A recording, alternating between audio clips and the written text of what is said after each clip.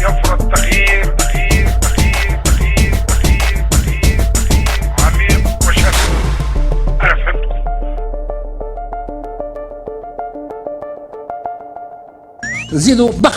Et entre parenthèses, le RCD ne s'est pas opposé à la révolution. Si vous regardez d'autres pays comme le Yémen, comme la Syrie, comme la Libye... Là, je vous arrête là. Vous me dites le RCD ne s'est pas opposé à la révolution. Moi, j'y étais en Tunisie. Heureusement, merci Dieu que j'étais là le 14 janvier. Il n'y a pas eu d'opposition. Attendez, excusez-moi. Avant que le président ne s'enfuit, le RCD a déclaré victoire, que le président allait revenir, pip avec les voitures et tout. Juste... Il n'y a pas de doute là-dessus. Mais c'est bien. Mais je dis que c'est bien. Non, c'est pas bien. C'est partout. Je vais vous répondre. Tout d'abord, il y a un problème linguistique, en tout cas, et je crois que c'est fait sciemment de la part de M. Loumi. Quand il parle de destourien, il évite soigneusement de parler de RCDiste. Alors, il y a deux choses différentes.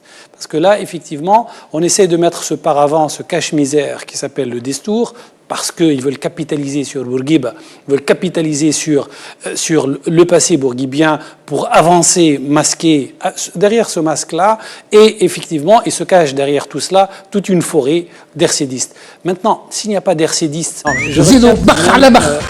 la première moitié de la réponse de M. Loumi qui était intéressante. Je me suis dit, tiens, l'émission l'a déjà fait progresser et c'est tant mieux. Comme quoi, le dialogue fait toujours progresser. Par exemple, Hitler, il est arrivé par des élections. On peut partager un tout petit peu. Après, il a mis la dictature. Donc aujourd'hui, les gens qui veulent faire cette discussion vont aller dans la dictature. Franchement, cette démonstration, M. Loumi, c'est, en tout cas intellectuellement, c'est grave ce que vous dites. C'est vraiment grave. C'est juste. Non, mais si votre mode de pensée est encore dans cet archétype-là, c'est vraiment grave. Et vous êtes en train de donner des motifs d'inquiétude par rapport aux RCDistes qui ne changent pas. C'est malheureux, effectivement. La dictature peut rebondir, peut revenir. CPR. Non, mais je peux donner la parole à M. Redzi. Voilà. CPR. Heureusement, parce que sinon vous allez aggraver votre cas.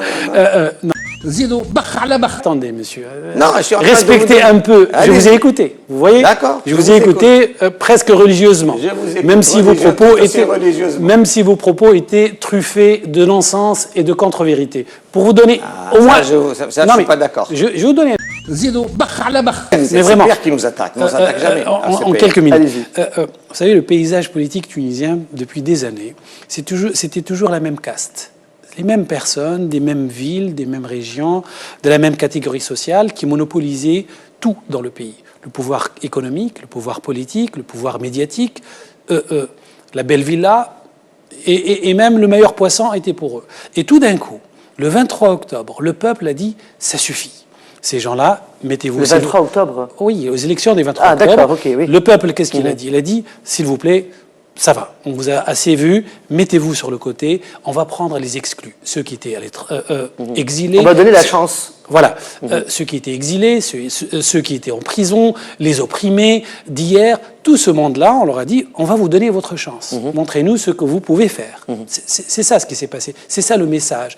Beaucoup de gens, et effectivement ceux qui étaient au pouvoir, l'ont toujours au travers de la gorge. Ils n'ont pas encore digéré cette volonté du peuple de vouloir à un moment donné dire « basta, on arrête, on prend autre chose et on essaye autre chose ». Il faut accepter ce fait, même si c'est provisoirement, mais acceptez-le comme étant un fait historique, une volonté du peuple qui s'est exprimée. Maintenant,